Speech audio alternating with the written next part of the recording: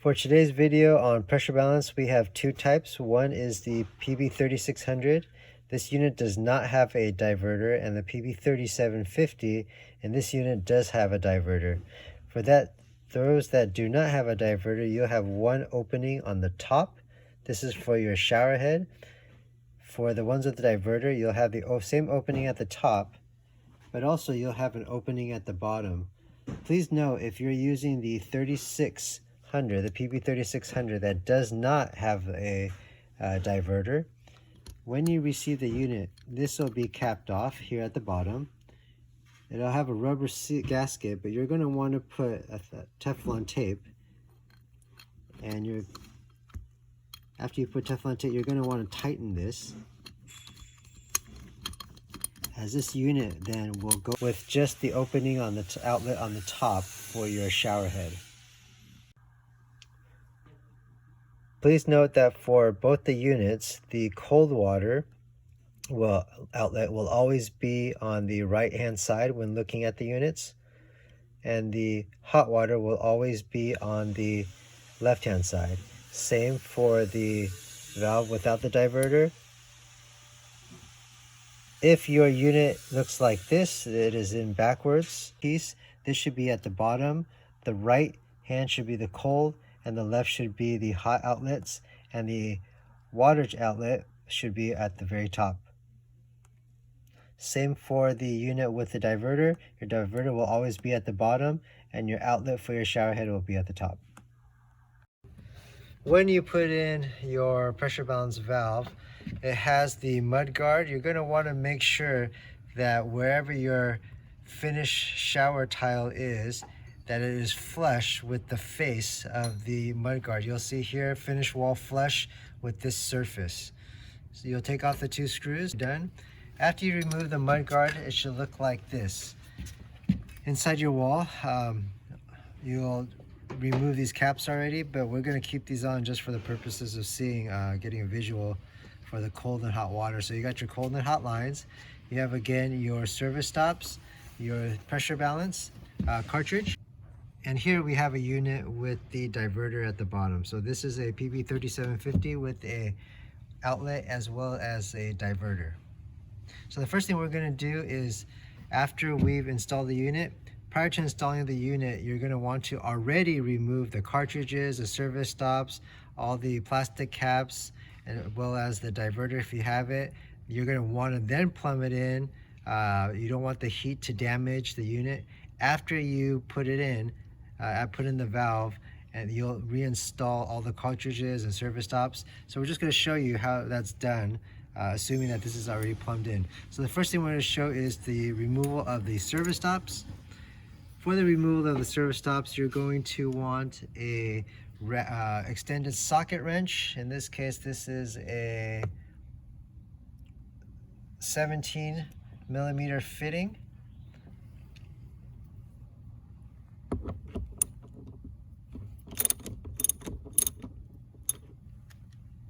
We're going to remove that.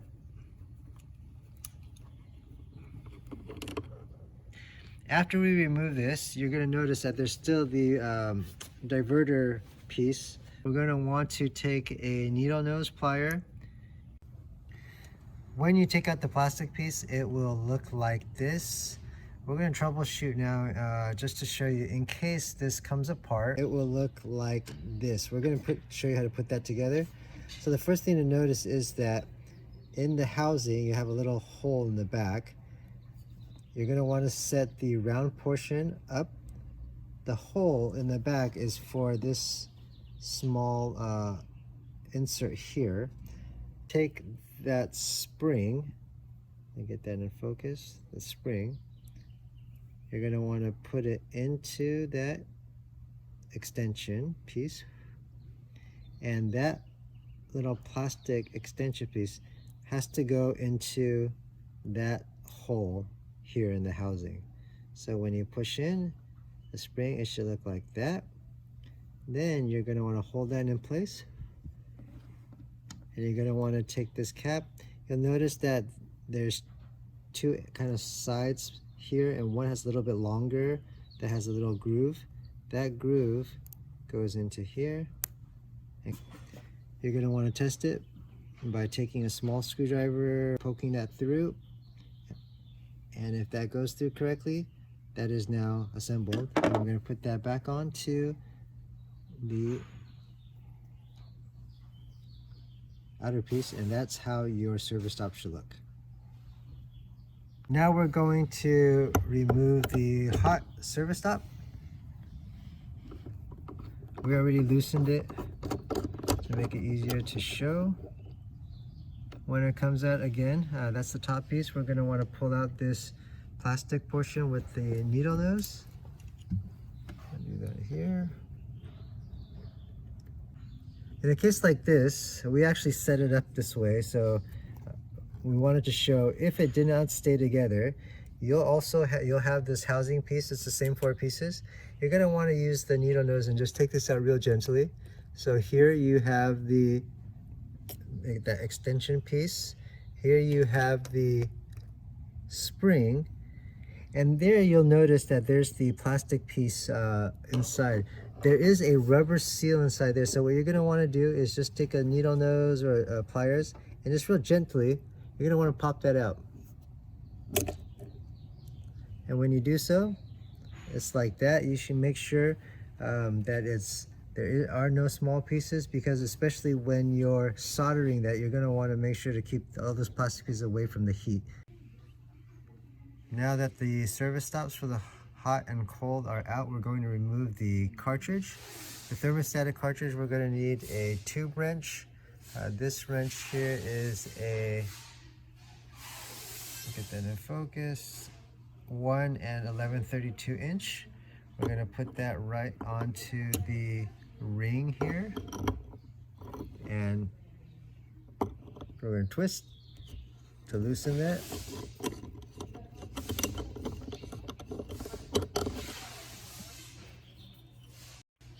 We're going to take that ring off. Next, we're going to take a set of pliers. There's a rubber seal holding the cartridge to the housing, so it'll be a little bit tight.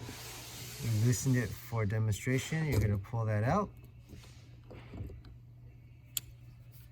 and then remove the cartridge. You will want to make sure that when replacing the cartridge, you have the name Curox on the top. These are backwards compatible, so if you put it in this way, it will be wrong. It still inserts, so you want to make sure that the Curox is always on top when you go to reinsert your cartridge. Flush out any debris that might be in here during the installation process, so you'll flush out the water from the housings for the service stops as well as for the housing for the cartridge. Now we're going to show you how to remove the diverter if you have a diverter. If you don't have a diverter, you'll notice at the bottom there's a locking cap will already be inserted. In this case, let me just pull this out real quick. This is also a 17 fitting. We're going to remove that.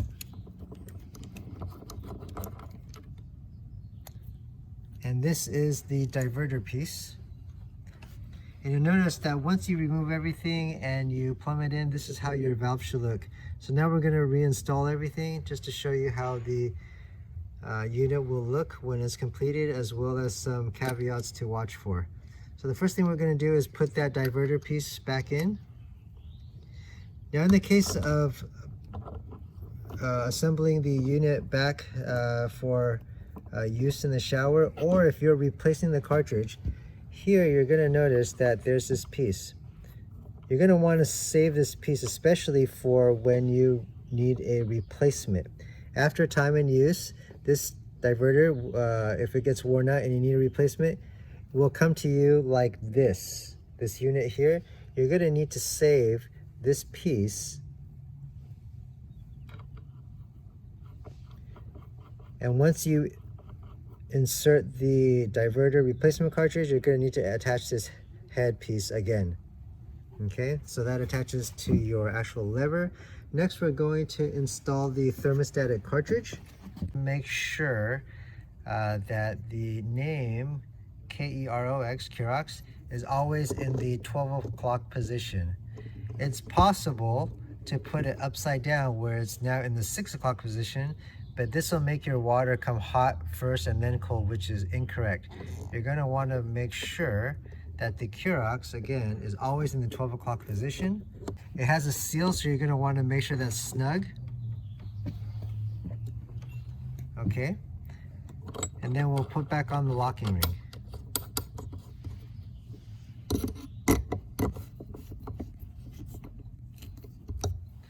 Lastly, we're going to want to put on the service stop. First, we're going to put in the hot.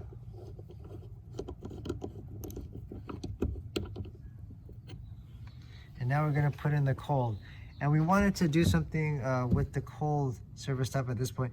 If when removing this, let's say the housing got twisted, and so now it doesn't fit snugly here and it's hard to put in as one unit, what you're going to want to do is take your needle nose pliers again and insert this first into the housing. So here we have the plastic piece, the insert. We're going to put that in and make sure it's snug. There we go. The rubber seal is now fit within the valve housing. And get a better focus. There we go. And then now we'll put on the service stop top portion cap.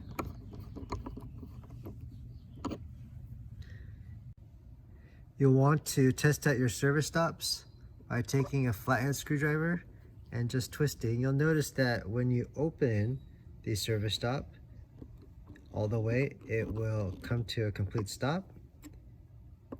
And then now when you want to close the service stop, you twist it clockwise. And when you feel that, that will also stop. That will shut off the inlet for the cold water. We'll do the same for the hot water inlet. We'll test that. That stops. And then we'll turn it clockwise.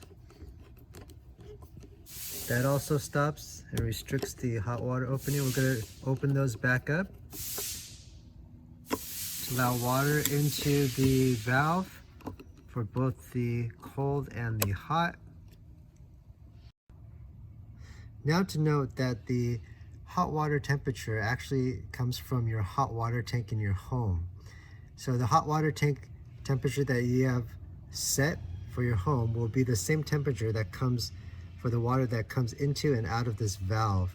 So for those that want hotter hot water when taking a shower, you actually adjust that water at your hot water tank. And for those that want cooler, you can also adjust that at your hot water tank. That should not be adjusted for the openings at the service stops for both the hot and then as well as the cold. We're going to show you how to install the trim. We have 2 screws that we use to attach the valve to the wood structure of the housing.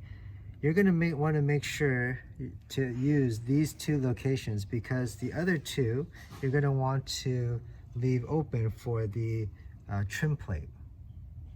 So now we have the trim plate.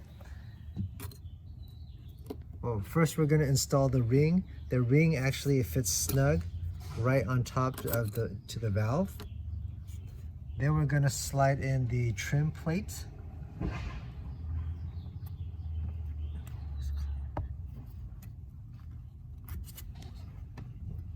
Okay, that should fit snug. Again, those 2 screws will line into those 2 empty placeholders in the valve.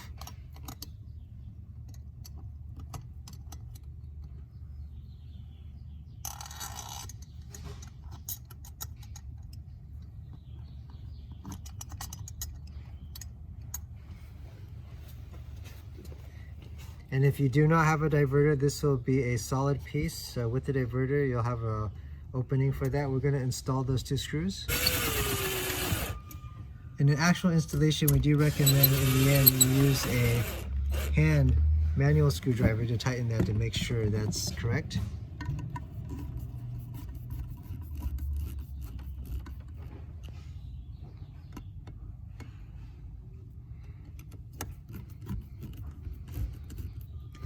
Now we're going to install the trim for the diverter cap.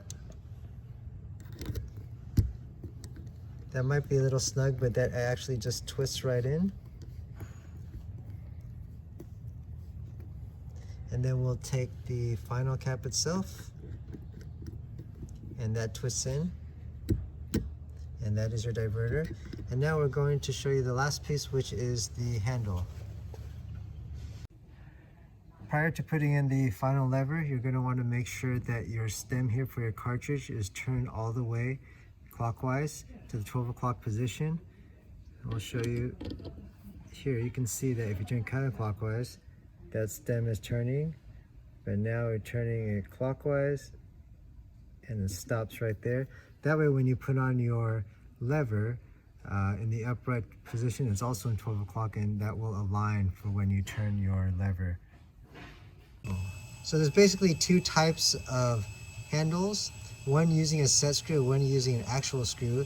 The first one we'll show you is with a set screw. You'll notice that there's a hole for the set screw, and the way you install these is just to put the handle onto the stem in the 12 o'clock position, and then you just take the set screw and attach that, and that will make the unit tight. The second one is with an actual screw. A lot of people have the Chadwick, and the way you replace this or install is by first twisting off this top cap.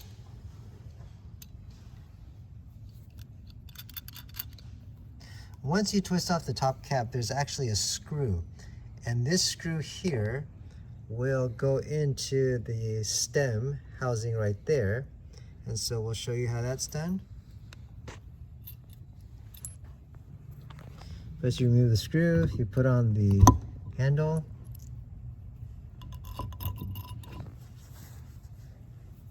Then you simply lock that in place. Once that's tight, you put back on the cap. And if it's a replacement with time and use, especially with those with hard water, this may be quite tight. So you're going to want to make sure to remove that, but that is the correct way. And then now you have a Chadwick pressure balance with a diverter. If your unit looks like this, and once you remove the handle by removing the set screw, in this case is at the bottom right there, we took that off, and your screws are not exposed. The way you take that is very similar to the exposed screws. You just pull out the sleeve here, and this is actually held by a rubber seal, and this slides right off, and you have access now to your two screws. When those are removed and then replaced, time for replacing, you just go ahead and slide that sleeve back on and slide this covering back on as well, followed by your lever.